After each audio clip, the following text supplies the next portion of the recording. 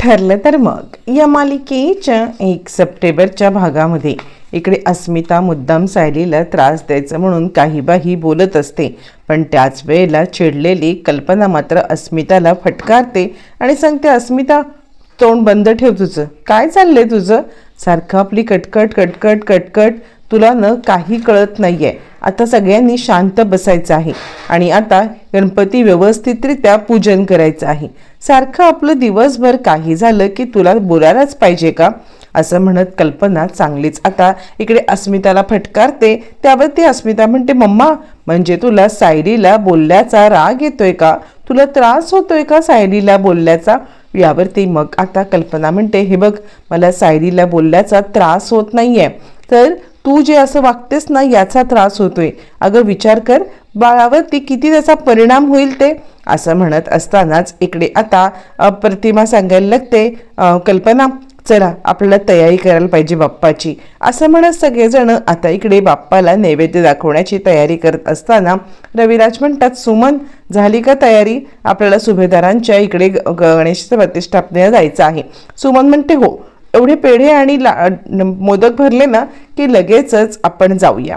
असं म्हटल्यावरती मग आता इकडे तिचा नागराज कुठे आहे, तुझा नवरा कुठे आहे, तो पण येतोय ना आपल्यासोबत. असं म्हणत असताना नागराज खाली येतो आणि माझं एक महत्त्वाची मीटिंग आहे, तुम्ही सगळ्यांनी पुढे व्हा, मी ती मीटिंग उरकून येतो. यावरती मग आता सुमन म्हणते, इतक्या म्हणजे गणपतीच्या दिवशी कसली तुमची मीटिंग, चला ना सुभेदारांच्याकडे जायचं आहे ना. यावरती मग आता नागराज म्हणतो, हे बघ सुमन एक आहे महत्त्वाची मीटिंग, मी म्हटलं ना तुम्ही सगळ्यांनी पुढे व्हा, मी येतोच. असं म्हणत नागराज तो विषय मुद्दामच टाळतो आणि आता सुमनला तो पुढे जायला सांगतो. रविराज म्हणतात, सुमन आपण जाऊया, येईल तो पुढे. पण सुमनला संशय येतो की गणपतीच्या दिवशी मीटिंग पुढची, म्हणजे बहुतेक यांना महिपत शिकरे यालाच भेटायला जायचं असणार आहे. सुमनला संशयच येतो. तोपर्यंत सगळेजण इकडे आता गणपतीची तयारी, गणपती बाप्पाच्या आगमनाची तयारी करत असतात. तोपर्यंत कल्पना सांगत असते, अश्विन अरे अर्जुन आणि हे कुठे गेलेत बघ, अजून आले नाहीत, गणपती बाप्पा आणायला ते गेलेले आहेत, अजून इतका उशीर का झालाय. पण अश्विन काही ऐकत नसतो. अश्विन आपल्या मोबाईलमध्येच तोंड घालून बसलेला असतो. त्याच वेळेला तिकडे आता सुमन आणि आता रविराज येतात. त्यांना पाहून सायली खूप खुश होते आणि सुमन सायलीकडे ते, काय ग सायली ठीक आहेत ना मधुभाऊ, प्रकृती सुधारते ना. यावरती सायली म्हणते, हो सुमन काकू हळूहळू त्यांची तब्येतीमध्ये सुधारणा होतीये. यावरती सुमन म्हणते, चिंता करू नकोस, सगळं काही ठीक होईल, तू नको हे करूस, मधुभाऊ लवकरात लवकर बरे होतील आणि बरे होऊन ते आता व्यवस्थितरित्या घरी येतील, तू चिंता करू नकोस, देवावरती विश्वास ठेव. असं म्हणत ती आता सुमन तिला समजवत असते. तितक्यात प्रतिमा तिकडे येते आणि आता लगेचच कल्पना म्हणायला लागते, काय ग सुमन नागराज भाऊजी आले नाहीत का. यावरती सुमन थोडीशी चपापते आणि आता ती सांगायला लागते, नाही त्यांची एक महत्त्वाची मीटिंग आहे. असं म्हणत सुमन आता सांगत असते. तोपर्यंत सुमनचा चेहरा पडतो. खरं तर नागराजची मीटिंग काही नाहीये, तो सगळ्यांना फसवतोय हे सुमनच्या लक्षात आता येत असतं. बरं हे सगळं चालू असताना मग आता रविराज म्हणतात, चला चला प्राण प्रतिष्ठापनेची तयारी करायची आहे ना. अर्जुन आता बाप्पाला आणायला गेलाय ना. यावरती कल्पना म्हणते, हो येतच असेल अर्जुन. तोपर्यंत आता इकडे सगळे अर्जुन आणि आता प्रताप या दोघांची वाट पाहत असताना अर्जुन आणि प्रताप हे दोघ जण बाप्पाला घेऊन येतात. गणपती बाप्पा मोरया असं म्हणत बाप्पाचं घरामध्ये आगमन झालेलं असतं. सगळेजण खूप आनंदाने उत्साहाने बाप्पाचं स्वागत करतात. आता इकडे सगळेजण समोर येतात, औक्षण केलं जातं आणि बाप्पाची प्राण प्रतिष्ठापना केली जाते. ज्या वेळेला बाप्पाची प्राण प्रतिष्ठापना केली जाते त्याच वेळेला मुद्दाम अस्मिता आता विषय काढण्यासाठी बोलायला लागते. अस्मिता बोलायला लागते की गेल्या वर्षी तर आता रविराज काका आणि प्रतिमा आत्या आणि त्याचबरोबर तन्वी यांच्या हातून प्राण प्रतिष्ठापना करायची होती ना, मग यावेळेला कुणाच्या हातून करणार. त्यावेळेला रविराज म्हणतात, गेल्या वर्षी सुद्धा तन्वीच्या कुठे झाली होती बाप्पाची पूजा, गेल्या वर्षी पण ती झोपूनच तर राहिली होती. असं म्हणत गेल्या वर्षीचा इन्सिडेंट आता इकडे रविराज आठवतात आणि गेल्या वर्षी घडलेली घटना त्यांच्या नजरेच्या समोर अगदी येते. त्यावरती प्रताप म्हणतो, मग काय झालं. यावेळेला सायली प्राणप्रतिष्ठापना करेल, काही हरकत नाहीये, सायली करशील ना असं म्हटल्यावरती मग आता इकडे लगेचच मुद्दामच अस्मिता म्हणायला लागते, नाही नाही काय गरज पडले सायलीने प्राणप्रतिष्ठापना करायची. प्रताप म्हणतो असं कसं, गेल्या वर्षी ज्या वेळेला आता आपल्या घरामध्ये तन्वी झोपून राहिली होती तेव्हा सुद्धा आपल्या सायलीनेच प्राणप्रतिष्ठापना केलेली. रविराज म्हणतात हो काही हरकत नाहीये. त्यावरती मग आता अस्मिता म्हणते कशासाठी, ही लागते कोण आपल्या घरची, हिला तर मम्मा आपल्या घरची सून सुद्धा मानत नाहीये. मग जर का हिला सून मानलं जात नाहीये तर कोणत्या अधिकाराने ही आता आपल्या घराची पूजा करणार आहे. मला तर कळतच नाहीये की हिने पूजा का करायला पाहिजे ते. यावरती अर्जुन म्हणतो ठीक आहे अस्मिताई, तू बिलकुल चिंता करू नकोस, काही गरज नाहीये सायलीने पूजा करायची. तुझी इच्छा नाहीये ना की सायलीने या घरात म्हणजे या आपल्या गणपती बाप्पाचं पूजन करावं, तर सायली या गणपती बाप्पाचं पूजन करणार नाही असं आता ती म्हणायला लागतो. त्यावरती मग आता कल्पना सांगायला लागते थांबा काय चाललंय काय तुमचं. यावरती अस्मिता सांगायला लागते ठीक आहे मग रविराज काका आणि प्रतिमा त्या तुम्ही दोघांनी पूजन करून घ्या असं म्हटल्यावरती मग आता इकडे पूजन करण्यासाठी रविराज आणि आता प्रतिमा पुढे येतात. त्याच वेळेला सायली म्हणते थांब, सायली समोर असते त्यावेळेला प्रतिमा म्हणते चला चला पूजा करूया. कल्पना येते आणि थांबा काय चाललंय तुमचं असं म्हटल्यावरती मग ती सायलीकडे येते आणि काय ग तुला काहीच बोलता येत नाहीये का, मगापासून मी आता बोलती आहेत बघतीये, तू काहीतरी बोलशील, आत्ता बोलशील नंतर बोलशील. आणि ती अस्मिताकडे येते आणि अस्मिता काय चाललंय काय तुझं, सारखं आपलं सायलीला टोचून टोचून बोलणं. सायलीने पूजा केली तर काय झालं, ती या घरची मोठी सून आहे ना. कल्पनाने अखेर मान्य केलेलं असतं की सायली या घरची सून आहे. आता अजून कल्पना काय बोलते किंवा कल्पना सायलीची बाजू कशी घेते हे पाहण्यासाठी सगळेच जण उत्सुक असतात, एकमेकांकडे पाहायला लागतात.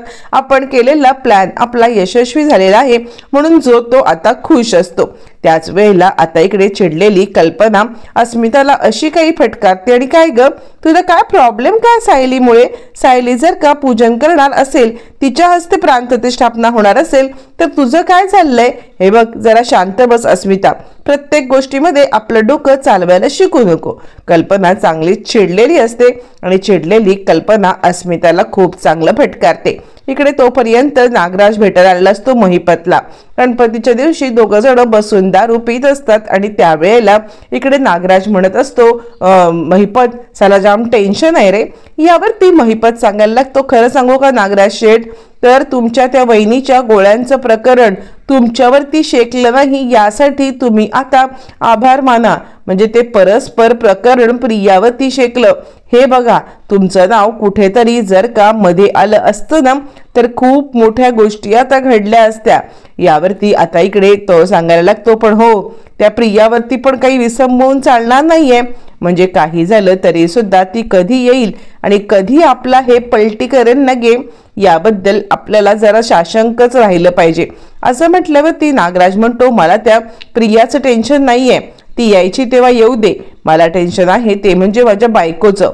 यावरती महिपत म्हणतो बायकोचं टेन्शन, आता बायकोचं टेन्शन घेण्यासारखं झालंय तरी काय.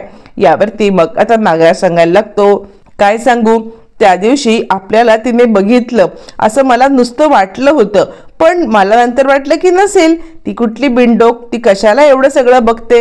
असं म्हटल्यावरती आता इकडे तो सांगायला लागतो मग काय, मग झालं तरी काय, तुम्ही काय इतकं टेन्शन घेतलंय. यावरती मग लगेचच नागराज सांगायला लागतो अरे महिपत त्या दिवशी रँडमली काहीच कारण नसताना तिने तुझा विषय काढला. तुझा विषय काढत आता ती सांगत होती की म्हणजे त्याला शिक्षा नाही झाली, हे नाही ते नाही, त्यामुळे मला जरा टेन्शन आलं होतं की नक्की काय घडलंय काही कळत नाहीये. असं म्हटल्यावरती मग लगेचच आता इकडे नागराज हे बोलल्यावरती महिपत जरा सावध होतो आणि महिपत म्हणायला लागतो काय त्या असं बोलल्या, नाही नाही मला जरा आता टेन्शनच आहे. नागराज म्हणतोय तेच तर, माझी बायको बावळट म्हणून मी प्रत्येक वेळेला अगदी गाफील राहत होतो, पण नाही महिपत माझी बायको बावळट आहे असं मला तरी वाटत नाहीये, कारण ती जरा अतिशहाणी आहे असं वाटतंय असं तो म्हणायला लागतो. बरं या दोघांचं हे सगळं चालू असताना इकडे कल्पना चांगलीच चिडलेली असते आणि ती सायलीकडे येते आणि सायली तुझं काय चाललंय ग, म्हणजे आता तुला इतकं सगळं अस्मिता बोलती आहे आणि तू त्याच्यावरती गप्पच बसून राहणार आहेस का. असं म्हटल्यावरती आता इकडे रविराज सांगायला लागतात, वहिनी अहो पण तुम्हीच तिच्याशी असं वागताय म्हटल्यावरती ती तरी काय बोलणार आहे, ती सुद्धा गप्पच बसणार ना. यावरती कल्पना म्हणते, का का गप्प का बसणार, तिला बोलता येत नाहीये का, म्हणजे मोठी माणसं सुद्धा चुकतात, ती मला सांगू शकते ना, आई तुम्ही माझ्याशी बोलत नाहीयेत, आई तुम्ही माझ्याशी असं वागताय, या सगळ्याचा मला त्रास होतोय, हे ती मला नक्कीच सांगू शकते ना, की आई तुम्ही चुकताय, तुम्ही माझ्यासोबत असं नका वागू, हे तर ती नक्कीच बोलू शकते ना. म्हणजे मोठी माणसं चुकतात हे सुद्धा आता खरंच आहे ना. तर तिने मोठी माणसं चुकतात या ह्याच्याने मला समजवायला पाहिजे होतं, का ती वही बोलली नाही, का ती गप्प बसली. असं म्हणत असताना सगळेजण कल्पनाकडे पाहायला लागतात. कल्पनाचं हे रूप बऱ्याच दिवसांनी सगळ्यांना पाहायला मिळालेलं असतं. कल्पना या सगळ्यामध्ये आता सायलीच्या बाजूने बोलत असते. इकडे तोपर्यंत महिपत सांगत असतो, हे बघा नागराज शेठ, म्हणजे कसं आहे, बाकी अख्ख्या दुनियेला काही कळलं तरी सुद्धा चालण्यासारखं आहे, अख्खी दुनिया आपल्या विरोधात गेली तरी सुद्धा चालण्यासारखं आहे, पण जर का बायकोला आपल्याबद्दल संशय आला तर ते आपल्यासाठी खूप घातक आहे, हे लक्षात घ्या नागराज शेठ. आणि त्यासाठी काहीतरी आपल्याला उपाय करायला लागणार आहे. तुम्ही काहीही करा पण बायकोला ताब्यात ठेवा. जर का बायकोच्या समोर तुमचं सत्य आलं तर मात्र काहीच खरं नाहीये. तुम्हाला या सगळ्यामध्ये आता बायको जर का तुमच्या बाजूने असेल तर आणि तरच तुम्ही जग जिंकू शकता. पण लक्षात घ्या, जर तिला संशय आला असेल ना तर तो संशय दूर करणं हे काम तुमचं आहे. नाहीतर तो संशय बळावत गेला आणि मग तिने काही हे केलं ना तर मात्र तुम्हाला महागात पडेल. यावरती नागराज म्हणतो, हो मला वाटतंयच काहीतरी, कारण ना ती ज्या पद्धतीने बोलत होती, माझ्याकडे ज्या पद्धतीने पाहते, कदाचित तिला संशय आलेला आहे की आपण दोघं जण एकत्रितपणे आहोत असा. यावरती मग आता महिपत म्हणतो, नाही हा संशय जास्त दिवस टिकून आता चालणार नाहीये, आपल्याला लवकरात लवकर तिच्या मनातली शंका दूर करायला पाहिजे. असं म्हटल्यावरती नागराज म्हणतो, ठीक आहे महिपत, बघूया आपल्याला काय करायला जमतंय ते. इकडे तोपर्यंत मग आता कल्पना सांगत असते, मघापासून अस्मिता तुला इतकं सगळं काही बोलते आणि तरी सुद्धा तू आत्ता बोलशील मग बोलशील, पण नाही, तू मूग गिळून गप्प का बसलेली आहेस. म्हणजे ज्या वेळेला या घरावरती संकट येतं त्या वेळेला रागिणीसारखी वाघिणीसारखी पेटून उठणारी तू, ज्या वेळेला तुझ्यावरती काही येतं किंवा तुला कोण काही बोलतं त्यावेळेला तू अशी मूग गिळून गप्प का बसतेस. मला हे अजिबात सहन होत नाहीये तुझं वागणं. हे बघ सायली, सुधार, हे तुझं वागणं पहिलं आत्ताच्या आत्ता थांबव. मला हे अजिबात पटलेलं नाहीये. म्हणजे मुळातच जर तुझ्यावरती अन्याय झाला तर तुला पेटून उठायला नको आहे का. तुला तुझ्या बाजूने बोलायला पाहिजे, आपला हक्क आपल्याला मांडायला पाहिजे. त्याशिवाय आपला हक्क आपल्याला ही दुनिया देत नसते. तू कधीपासून गप्प बसायला लागलीस. अगं आपल्या हक्कासाठी तरी बोल, आपल्या हक्कासाठी बोलायचा तुला अधिकार आहे ना. असं म्हणत असतानाच इकडे आता सायलीला खूपच वाईट वाटतं आणि त्यावरती कल्पना सांगायला लागते, हो चुकले मी, पण हे तू बोलू शकतेस ना की आई तुम्ही माझ्याशी का बोलत नाहीयेत, माझी काही चुकी नसताना तुम्ही मला का इग्नोर करताय. असं म्हटल्यावरती मग आता इकडे सायली रडायला लागते. रडणाऱ्या सायलीला कल्पना म्हणते, एक गोष्ट लक्षात ठेव, कसं आहे, मोठी माणसं चुकतात त्यावेळेला त्यांना त्यांचंच बरोबर वाटतं, पण जर का लहानांनी त्यांना समजावलं की त्यांची सुद्धा चुकी होऊ शकते तर मोठी माणसं सुधारू शकतात ना. का नाही हे सगळं केलंस, का नाही मला खडसावून सांगितलंस की माझ्याशी बोला तुम्ही म्हणून. असं म्हटल्यावरती सायलीला रडू अनावर होतं आणि त्यावेळेला मग आता कल्पना सांगायला लागते, हो तू या घरची पूजा तर या प्रतिष्ठापना तर तूच करणार आहेस. मी पण बघते की सायलीला या घरची प्राण प्रतिष्ठापना गणपती बाप्पाची करण्यापासून कोण थांबवू शकतं. ते कोणीही तिला अडवू शकत नाही. जोपर्यंत मी तिच्या पाठीशी खंबीरपणे उभी आहे तोपर्यंत तिला कोणीही या सगळ्यामध्ये काही बोलू शकत नाहीये. आणि ह्या वेळेला सायली आता गणपती बाप्पांचं पूजन हे फक्त आणि फक्त म्हणजे एक सून म्हणून करणार नाहीये, तर आता ती एक मुलगी म्हणून करणार आहे. असं म्हटल्यावरती मग मात्र आता इकडे सायली पाहतच बसते आणि अखेर कल्पनाने कबूल केलेलं असतं की सायली आपली सून नाहीये तर सायली आपली मुलगी आहे. आणि हे सगळं ऐकल्यावरती सायलीच्या डोळ्यामध्ये पाणी येतं आणि त्यावरती कल्पना म्हणते, काय ऐकलंस ना, मग अजून सुद्धा लांबूनच बसून इकडे बोलणार आहेस का माझ्याशी? आईच्या मिठीमध्ये तुला येण्याची इच्छाच नाहीये का? असं म्हटल्यावरती मग आता सायलीला रडू अनावरती होतं आणि सायली आता हमसाहुमशी रडायला लागते. सायलीला खूपच वाईट वाटायला लागतं आणि त्याच वेळेला कल्पना ताट घेऊन येते आणि ती सांगते, हे घे, या घरची प्राणप्रतिष्ठापना तूच करायची आहेस आणि आत्ताच म्हटल्याप्रमाणे सून म्हणून नाही तर माझी मुलगी म्हणून. सायली, खरंच तू माझी मुलगी आहेस. मी तुला मुलगीच मानलं होतं, पण मध्ये मध्ये माझ्याकडून काय गोष्टी घडल्या, मला किती चुकीचं वागायला लागलं. मी चुकीचंच वागले, खूप चुकीचं वागले. घटना अशा घडत गेल्या, पण मी सुद्धा वागले ते पूर्णपणे चुकीचं होतं. यासाठी खरंच सायली तू मला माफ कर. मोठ्या मनाने या आईला माफ कर आणि आता या आईला जवळ कर. असं म्हटल्यावरती सायली सुद्धा खूप रडायला लागते आणि आता तिला कल्पनाचं प्रेम, आपुलकी, माया जी लग्न झाल्यावरती मिळालेली असते ती आज पुन्हा एकदा परत आलेली असते. आणि त्यानंतर मग आता सायलीचं रडू अनावरती होतं. कल्पना म्हणते, काय ग, अजूनही या आईला माफ केलेलं नाहीयेस का तू? या आईला मिठीत येणार नाहीयेस का तू? का अशी लांब लांब उभी आहेस? असं म्हणत कल्पना तिला आता जवळ करते. सायली रडायला लागते आणि कल्पनाच्या मिठीत शिरते. फायनली अर्जुन, प्रताप, प्रतिमा आणि अस्मिता या सगळ्यांचं नाटक सफल झालेलं असतं आणि सायलीला कल्पनाने आपली मुलगी म्हणून स्वीकारलेलं असतं. हे सगळं होत असताना सायली खूपच खुश होते, रडायला लागते. आई आई असं म्हणत इकडे आता कल्पनाच्या मिठीत शिरते आणि दोघी हमसाहुमशी रडायला लागतात. दोघी मायलेकींची अशी ही भेट झालेली असते. माझी सायली. मग आता अखेर दोघींचं मिलन झालेलं असतं. कल्पना तिला मिठीत घेते आणि दोघी जणी रडत राहतात. सगळेजण हे भावूक दृश्य पाहत असतात. अखेर कल्पनाने सायलीला माफ केलेलं असतं आणि आता फायनली सायलीला तिची हक्काची एक आई तरी मिळालेली असते आणि सायलीची हक्काची दुसरी आई हे सगळं पाहत असते आणि आनंदाने ती आता हे सगळं बघून खूप खुश होत असते. अर्जुनला सुद्धा खूप आनंद होतो. चला, सायलीला तिची एक आई तर मी मिळवून दिली, आता राहिलेलं आहे तिची आता दुसरी आई मिळवून देणं. असं म्हणत अर्जुन आता खूपच खुश झालेला असतो. सायली आता कल्पनाच्या गालावरती एक छानपैकी किस घेते आणि हे सगळं पाहत असते. फायनली कल्पना आणि सायली यांच्यामध्ये बरेच दिवस जे काही दुरावे असतात ते दुरावे आता मिटलेले असतात आणि दुरावे संपून दोघींच्या मध्ये आता जवळीक निर्माण झालेली असते. हे सगळं होत असताना गणपती बाप्पाने कौलच दिलेला असतो. पण इकडे अर्जुनच्या डोक्यात अजून एक असतं. सायलीला एक आई तर आता मिळवून दिली, पण तिला दुसरी आई मिळवून देण्यासाठी त्याला प्रयत्न करायचे असतात आणि त्याच वेळेला तो आता फ्लॅशबॅकमध्ये जात विचार करत असतो की सायलीच्या बद्दलची काहीच माहिती मागच्या वेळेला सुद्धा आपल्याला भेटली नव्हती.